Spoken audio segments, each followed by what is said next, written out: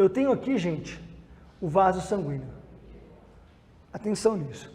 Eu tenho aqui o vaso sanguíneo. No nosso dia a dia é normal formar coágulos. Coágulos.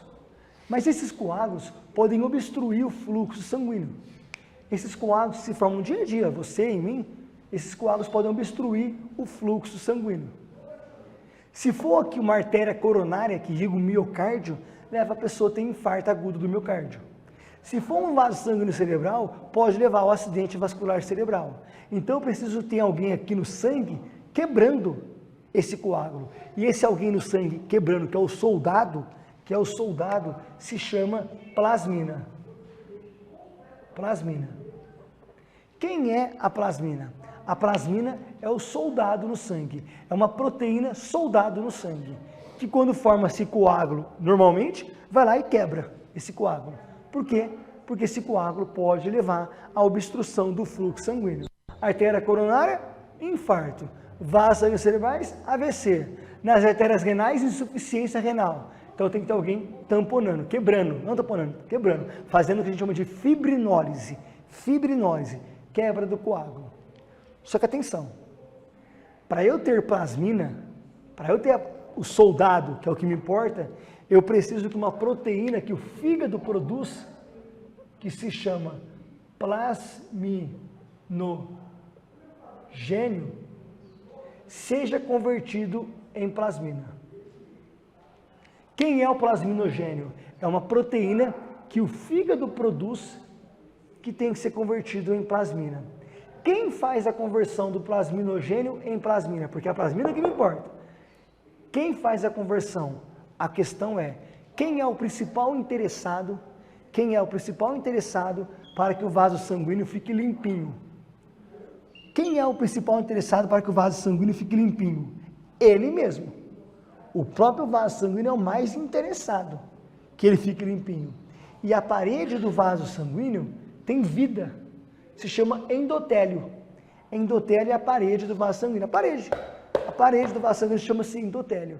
E o endotélio libera para o sangue uma proteína que se chama ativador de plasminogênio. Ativador de plasminogênio. Quem é a proteína ativador de plasminogênio? É a proteína que converte plasminogênio em plasmina. Tamo junto, gente? Tamo junto? Não? Voltar? Eu volto. Vaso sanguíneo precisa ficar o tempo todo limpinho. Mas no nosso dia a dia é normal. Forma-se coágulos. Esses coágulos não podem ficar ali, porque senão pode obstruir o fluxo sanguíneo. Artéria coronária, infarto. Vaso sanguíneo cerebral, AVC. Para não ficar, nós temos uma proteína ali no sangue que é o soldado, que faz a fibrinólise, a quebra, eliminação desse coágulo. Ela se chama plasmina. Mas para poder aparecer a plasmina, eu preciso que uma proteína que o fígado produz, que se chama plasminogênio, seja convertida em plasmina. O plasminogênio tem que ser convertido em plasmina para ter a plasmina, que é o soldado que faz a quebra do coágulo.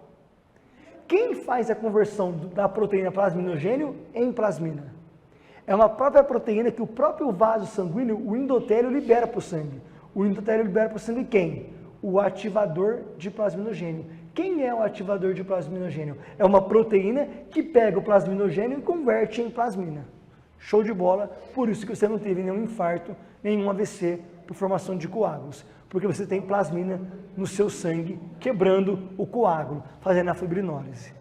Show de bola. Só que a obesidade abdominal, o tecido adiposo abdominal aumentado, libera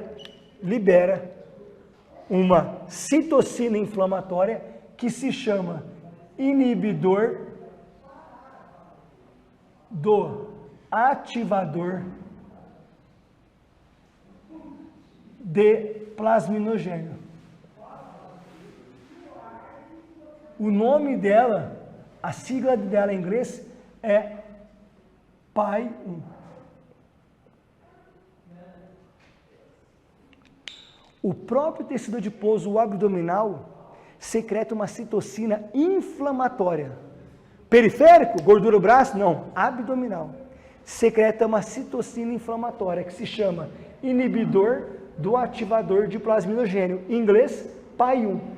O que faz o inibidor do ativador de plasminogênio? Inibe o ativador de plasminogênio. Ao inibir o ativador de plasminogênio, não vai ter agora plasminogênio sendo convertido em plasmina. Menos plasmina, menos quebra do coágulo. Então, o próprio tecido adiposo, ao liberar inibidor do ativador de plasminogênio, inibe o ativador de plasminogênio, que era a proteína que converteria plasminogênio em plasmina. Como foi inibido, não vai ter tanta conversão de plasminogênio em plasmina. Com menos plasmina, quem quebra agora o coágulo? Explica isso para sua aluna. Explica isso para o seu aluno. No primeiro dia de contato com ele, mostra, desenha, vai além, mostra para ele o que está acontecendo com ele, o risco dele ter de infarto, AVC. Ele precisa perceber isso. Ele precisa perceber isso. Ele precisa perceber que aquilo que você faz quase ninguém faz. Rafael, você fica indignado, você fica... Porra, é porque a gente cuida de vidas. É o pai, a mãe, o amor da vida de alguém que nós vamos estar atendendo. Não se esqueça nunca disso. Você está cuidando do pai, da mãe, do vô, do marido, esposa de alguém. Alguém ama demais essa pessoa. Não dá para a gente brincar com isso e ficar nas conversinhas meio... Não dá. Nós temos que ir além. E agora essa pessoa vai ter menos plasmina. E agora? Quem quebra o coágulo quando aparecer?